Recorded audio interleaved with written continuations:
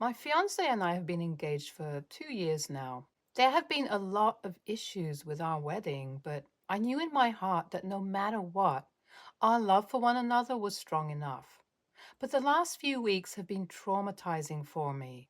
Not only have I developed severe trust issues, but I also feel like life has paused for me.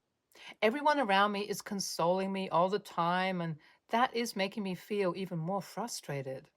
I know that people care for me, but somehow watching people sympathize with me is only making it worse. But I do feel like I need to talk to somebody, and I'm not in a position where I can afford therapy at the moment. So I'm here talking to you all, hoping for something. Bear with me till the end of the post, please. So, my fiance, Luke, not his real name, we will just go with this for now, and I were high school sweethearts.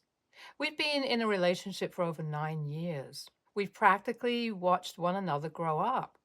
Through all our arguments, fights, breakups, and patch ups, we finally made it to the point where we got engaged to one another. Our relationship had also become long distance for around 3 years due to our jobs. I had to move to a different city for my new job after leaving my last one because the pay was really good. On the other hand, Luke was an artist and was struggling at that time. I had always believed in him, even when he did not believe in himself. From supporting him emotionally to financially, I always did everything that I could. In my mind, I knew that we were a family.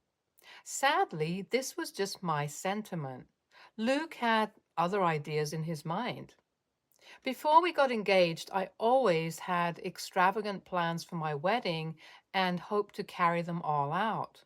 But Luke wanted a really simple wedding because he believed that spending so much money would be a waste. So, after a lot of discussions, we decided that we will save up as much as we can, and after that, decide how to properly utilize that money for our wedding and future. It was mostly me saving money at that time. I hoped that it would change once he was settled, but that didn't happen. He started getting successful after some time, but developed a habit of spending too much on unnecessary things. I still remember how we used to have so many arguments because he called my wedding dreams extravagant, while he would spend so much more on useless things. Anyway, I kept on saving and saving as much as I could. I would only buy the necessary things and never spend money on anything luxurious. I would try to save as much money as I could so that we could have a grand wedding. After we got engaged, he kept on delaying the wedding.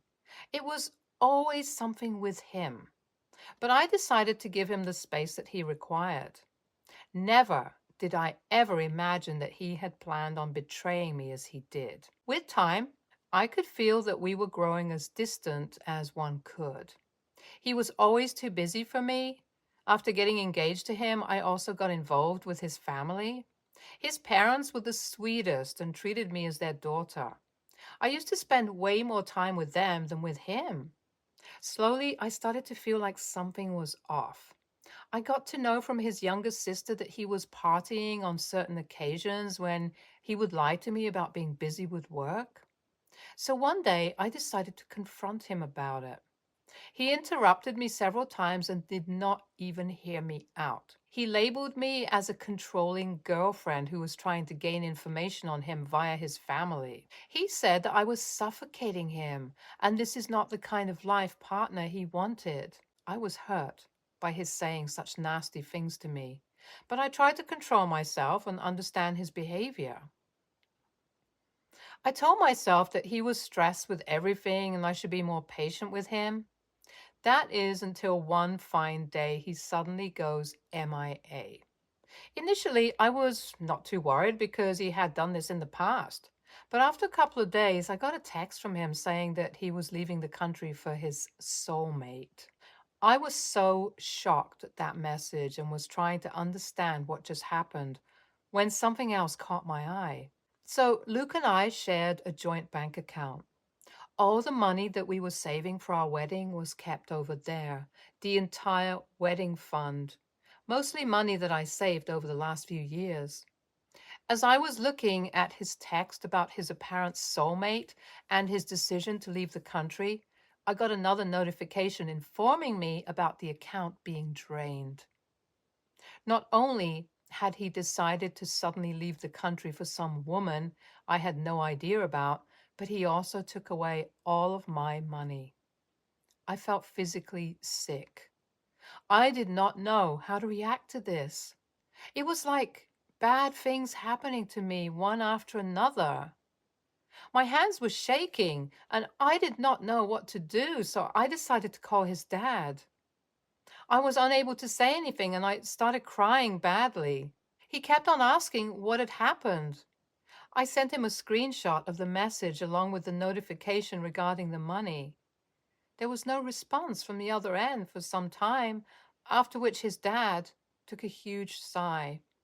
He started apologizing to me and told me that he will take care of this situation. I just kept on crying while he said that he will do something. The next thing I know, there are messages from Luke verbally abusing me for involving his family in his mess. He wrote all sorts of nasty things and said that I was a horrible girlfriend and he wanted to get rid of me as soon as he could. I got a call from his father after a while and he said that the money would be transferred back to my account. As for my fiance, his father said that he was truly sorry and that after everything that happened, I should not be marrying such a man anyway. Everything was happening so quickly that I did not know how to react or what to say to anything. His dad seemed to understand that and said that he would come over and explain everything later. I'm just so heartbroken and upset. I don't know how my life came to this point. How do I deal with this? Update 1. Hey there. Thank you for all the kind comments. As you all can already understand, Luke never really had any plans of marrying me. He was simply using me for my money. His dad made sure that I would get all of my money back. That man went against his son for my sake, and I could not be more grateful. His parents are ashamed of him and have been apologizing to me ever since. As for Luke, he just went on expressing his anger towards me for involving his family. I don't know what to make of this. The audacity of him to expect me to just sit around and be quiet while he takes all of my savings and goes away to enjoy his life with his new girlfriend. I can't understand how I misunderstood this entire situation. I hate myself for blindly trusting someone. Our wedding is off, obviously, and everyone around me is full of sympathy for me, and I feel horrible. I feel like my entire life is ruined. I don't know what to think or what to do. I feel like I've been so invested in having a family with Luke that I never really paid attention to what I wanted outside of my little family bubble. I feel so clueless and sad. Luke still has plans on leaving the country to go to the girlfriend of his who he refers to as his soulmate. Update 2. All right, I have some news. So it's been 3 weeks and my ex-boyfriend is already off to meet his soulmate, only to realize that he had been catfished. I might sound mean for saying this, but I have enjoyed this so much. It felt like karma was hitting him back. The last few weeks have been tough, especially with him texting me all of a sudden, randomly with so much hate. He is really mad at me because I told everybody about his little affair and his plans on stealing my money. So when I got to know about this soulmate turned catfish thing from his sister, it made me laugh so badly. It started from a genuine laugh to a bitter laugh. It's just that I thought that it would make me feel better. Looking at him going through something bad made me feel better for a moment or two, after which it just worsened. I don't know how long it will take for this feeling to go away. Update 3. Hi there. I can't thank you all enough for all these kind words. It makes me feel so good. So many of you leaving such nice comments and giving your view and opinions on this definitely makes me feel very validated. I have been spending some time with Luke's family these days. I had a good bond with them for years. I thought that they would become my in-laws, and I wanted to have a sweet bond with them. And after the way they supported me against their son, my love for them just increased. They have become family, and it felt good to see them on my side. My friends are also really supportive. Most of them who have heard about the situation are interested in gossip. I've been getting so many texts from so many people who never even bothered to talk to me when everything was going all right. I try not to think too much about these people. One of his friends did tell me that there was no need for me to tell everybody about his actions, but I strongly disagree. Tell me, do you guys think I did the wrong thing? Yeah, because if so, I am still proud of that. The world deserves to know about him and his reality. His getting catfish was just karma, but that is not all. I wanted to make sure that everyone knew what he did to me. If he wanted to break up with me or want to be with someone else, that was okay. He could simply break up with me instead of keeping me hanging and using my money for all these years. It was not fair, not at all. So tell me, am I the a-hole for telling everyone all of it? NTA, just ignore the person who tried to even make you feel like it was your fault. You did the right thing. I would do the same. Your ex is just a jerk and an opportunistic coward. He did not dare to break up with you directly, so he did all this drama. You are a great person. You will find someone great for you. NTA, I have to say, this getting catfish was exactly the karma he deserves. It was the highlight of the story. Also, your ex-father-in-law sounds so sweet. I can't imagine in-laws being this nice. And for you, things will get all right. It will take some time for sure, but it will get all right one day. Next story. I, 24, female, am a bridesmaid in my friend's, 24, male, we'll call him John, and 25, female, we will call Sarah, wedding. I've been friends with John since middle school, and me and his fiance have also become great friends over the 4 years that they've been together. So I, of course, said yes when she asked me to be a bridesmaid. The wedding is in March, and last month we had started discussing bridesmaids' attire. Dresses and shoes had been picked out and ordered, and yesterday all three of the bridesmaids, including me, and Sarah were discussing the accessories, and to our surprise, she had already ordered some. It's all gold jewelry. It's beautiful, but the only issue is gold always causes me to break out and become rashy, and she knows this.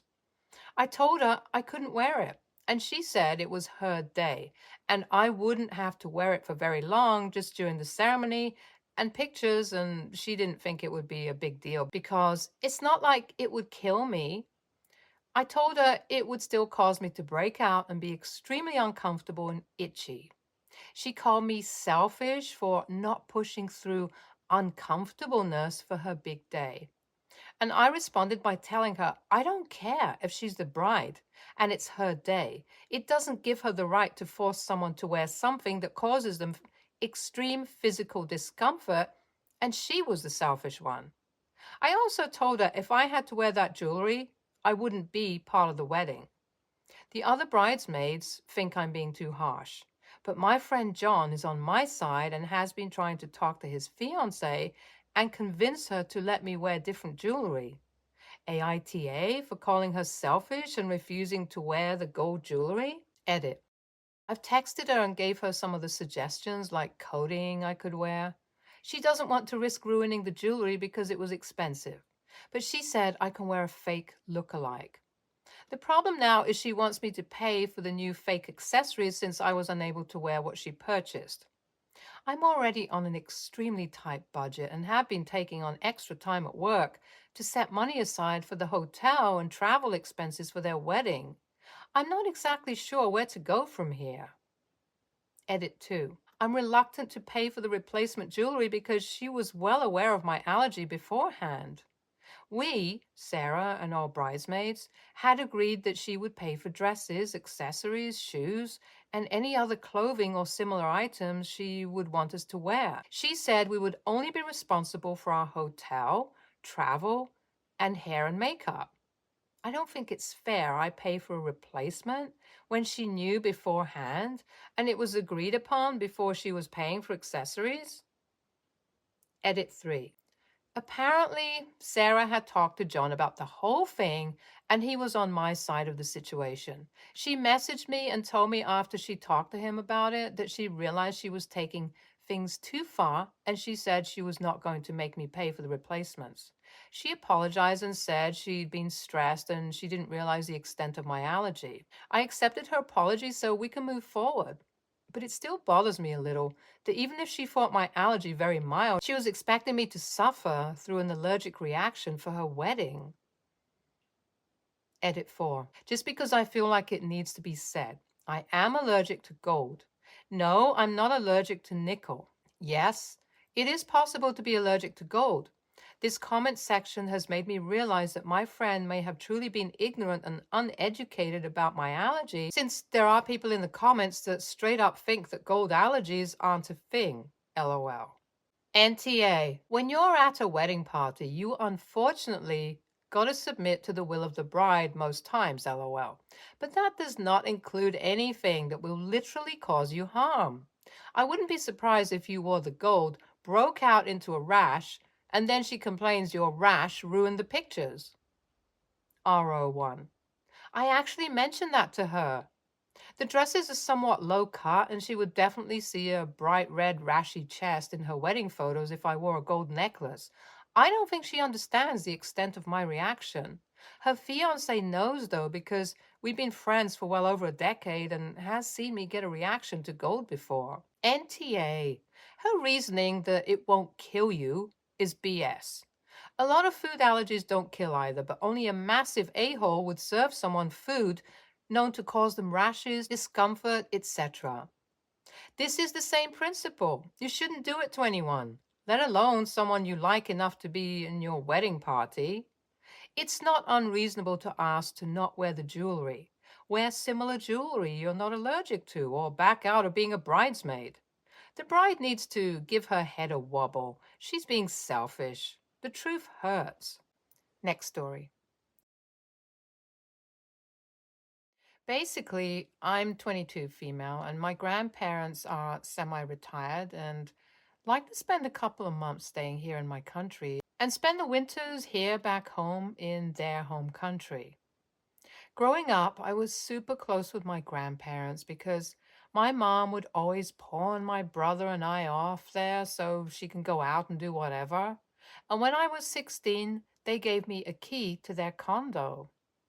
I still live with my mom and pay her a couple of $100s a month for rent, which is understandable considering I'm an adult and still living with her. So I don't mind contributing. I'm in the process of saving to move out. But my mom and I have a very rocky relationship. The issue is ever since I was 16 and got my first car, my mom has been basically kicking me out of the house on the weekend so she can have it to herself. She'll tell me, make plans and don't be home because I want the house to myself this weekend. She'd do this because she wanted to have her boyfriend over or she just wanted some time alone. I could literally be doing drugs, staying at a boy's house for all she knows, etc., and she wouldn't care because she needs her alone time. This still continues to this day, even though I pay her rent. Over Christmas, grandparents announced to the family that they were going back home at the end of January. I'm like, great, now I can stay at their place while they're gone and not have to deal with my mom. Wrong. My mom has a talk with me the other day and basically told me how we have to share my grandparents' condo and coordinate when we'll both be staying there because she wants to stay there too. Her excuse is that it's close to downtown and her boyfriend's house. I told her no. I said, so you want to first control when I come home and go at your house, and now that I finally have a place I can stay at to not deal with you, you want to control when I'm here too? She said it's not my condo and that we have to share. I said, true, but I'm the one who has the key, not her, and that she has her own damn house. She said I better give her the key or I'm not allowed to stay here. I started laughing in her face and told her to piss off. Anyway, now she's pissed off at me and is demanding an apology and the key. My grandparents feel stuck in the middle and don't want to take sides. Since the argument, I've been staying at my dad's house and have decided to move there for good. I currently am staying there and enjoying my grandparents' condo on the weekends. Mom's been calling my dad and me nonstop, demanding I give her the key and apologize. NTA, unless your grandparents tell you that your mom can have the key, you are under no obligation to give it to her. Sounds like moving to your dad's was the right move, but probably a better move is to save up for your own place soon. NTA, your mother has some problems with boundaries. If you pay her rent, you can come and go as you please. Not only do you not have to give her a key to your grandparents' condo, you should not, as it's not really your right to do so. Hopefully, you get your own place soon and can leave all of this nonsense behind. Next story.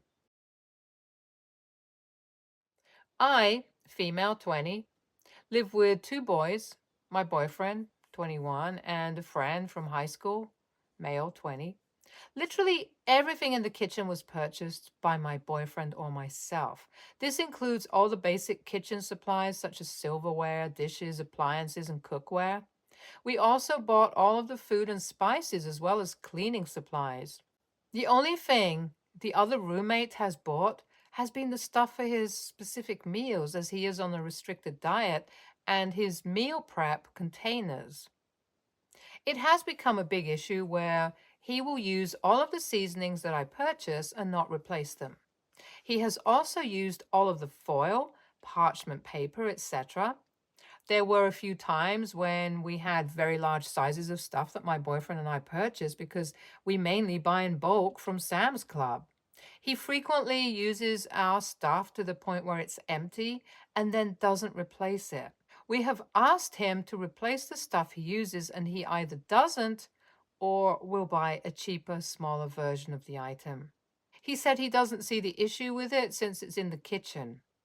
My boyfriend has specifically asked him to help contribute to the stuff of ours that he uses, but he told him that it was too expensive for him to buy. If it's too expensive for you to use, then you shouldn't be using it and expecting someone else to pay. Not to mention, he questioned me the other day as to why something I bought for a meal I cooked wasn't in the fridge anymore because he wanted to use it and was planning to use it for his food. Like, dude, what the frick? I bought that for myself, not for you. My boyfriend and I are super close to having to buy all new pans and silverware because the roommate continues to use pans to cook meat on but leaves them to sit with grease on them, or instead of washing it, just puts a new piece of parchment paper over the dirty pans and reuses it to the point everything is rusted.